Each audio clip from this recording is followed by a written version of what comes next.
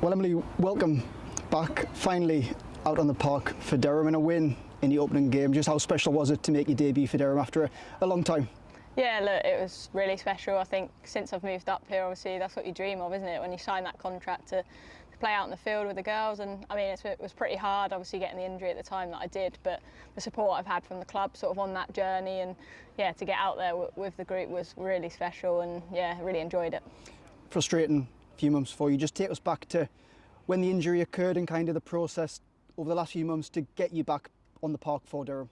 Yeah, so it actually originally happened in January, and then I tried to sort of manage it. It was a hip injury, so I went to Zimbabwe, tried to play through it, but it was just too painful. I was on plenty of painkillers and unfortunately I couldn't get through it. So with the recommendation of the surgeon, had to have surgery, so I had that sort of 10.5 weeks ago now.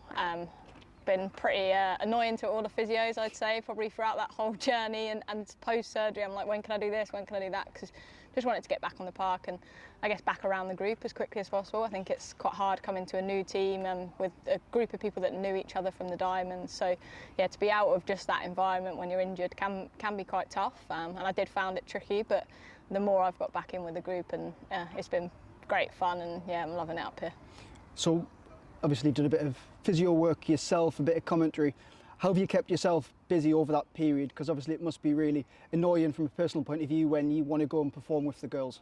Yeah, look, I try to be involved with the team as much as I can, whether that's just sort of in person, going for coffees and I guess building those relationships. But yeah, I've been very lucky that the club supported me on my physio journey as well. So got a role with the pathway and have had more opportunity, which I'm grateful for, to develop those skills with the boys' academy and the girls' academy covering during that period. So that's been pretty cool. Done a bit of commentary as well. And then, to be honest, spending some time at home. I've had a mixture of going home and then coming back just to refresh yourself, but if I'm honest, I've probably spent quite a lot of time in the gym and doing everything that I can most days to get back as quickly as possible, because I think in rehabs every day is important, albeit that the rest days I didn't really like too much. But yeah, I've been keeping busy in lots of ways, but I think a special thanks to the club, I guess, to allow me to use that opportunity to develop my physio, as I can't be on the pitch, or couldn't be.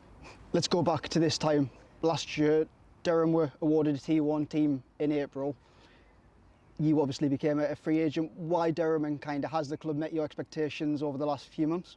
Yeah, absolutely. To be honest, if you asked me at the start of the season last year, would I be playing cricket in the North, would I have bought a house in the North or moved to the North, I'd have laughed in your face. I said absolutely not. But honestly, as soon as Durham got it, I was intrigued about it. But then when I spoke to both Marcus North and Danny Hazel, their vision was very impressive, and I think it's been nothing but that. I think since I've been here, the family feel of the club, the support that I've had, and obviously I've needed support in different ways, being injured and obviously being far away from home, and they've done nothing but support me on that journey. And yeah, from a cricket point of view as well, the opportunity to work with some pretty cool coaches as well on my return. I was very lucky to work with Will Goodman, who's the men's first team batting coach, for a couple of sessions. So yeah, I think it's definitely a club that's coming together, it's growing. I think we want to keep pushing our performances. We are a club that want to win, and I know the group's doing everything they can to keep developing, and hopefully that will cash in the results at the end of the season. I guess the season's full on, the men are doing their thing, the women are doing your own thing, but the start of the season there was a lot of correlation, wasn't there, between the two sides. So how important has that been, the men and the women being one club and one Durham? Yeah, I think it's special. I think initially at the start, obviously in the winter we have more time together and just getting to know the guys, so when you're sort of walking around, at the moment our schedules clash really, so we don't really get to spend too much time with each other, apart from when we play the double headers, which are great. But saying sort of the well dones and stuff, because those relationships have already been built, and me personally, I'm always following how the lads are getting on in all formats, and I mean they're absolutely smashing the T20 Blast, which is good to see. So yeah, no, there's definitely support across both, and I think that relationship just needs to continue to grow, because especially the guys being professionals for a longer period, they can you need to see.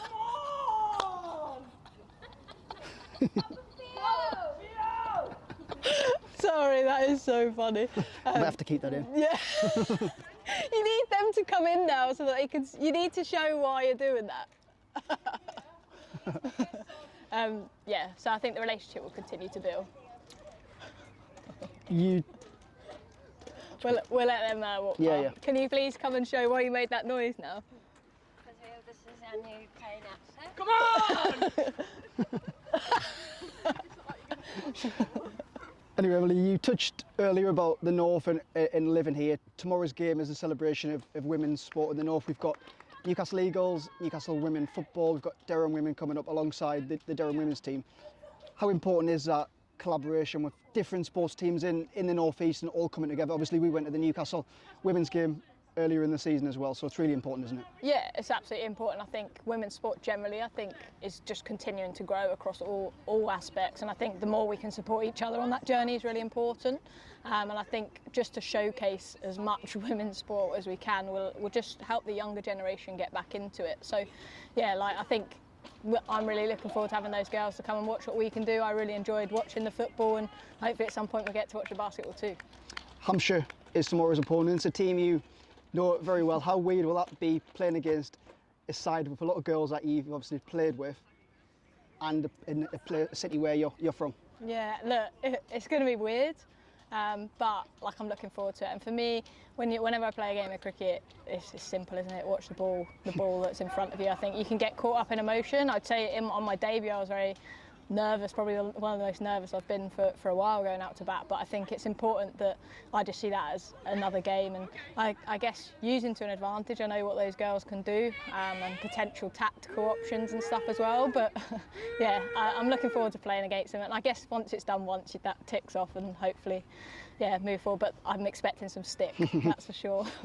Susie presented you with your cap, a cricketer that you've obviously known through the Hampshire games over the last few years. Just tell us about that moment and having her present you with your cap must have been pretty special. Yeah, absolutely. Look, Susie's been someone that's been on my journey, and I guess a professional cricket journey. I remember the first time I got to bat with her actually in Hampshire colours, and yeah, obviously she's one of the world's best, and to be able to tap into her knowledge and still have the ability to do that, I think special, and she's my mum's favourite human ever, honestly. So when Mum saw that she presented my cap, unfortunately she couldn't be here, but she was like getting emotional and teary about it. So yeah, really special, and I guess fit in sort of the word she said as well. Just appreciated it all. Just finally, Emily, tomorrow is a special game. It's in partnership with Copperfield, breast cancer awareness charity. Just how special is that for Durham to partner with them in a charity which is pretty close to your heart?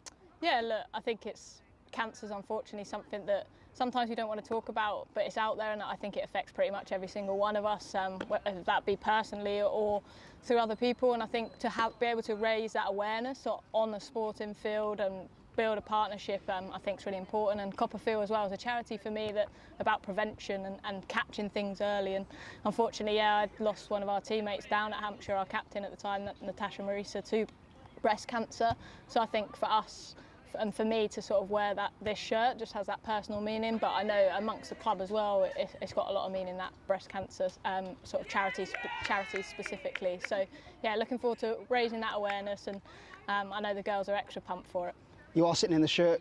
Just a few words on what you make of that? So cool. The pink we absolutely love, and I think even like the hands, I mean, some people might comment, but it is about raising the awareness, and the location of them is perfect. It's where you're meant to check yourself. So yeah, no, I'm really super excited.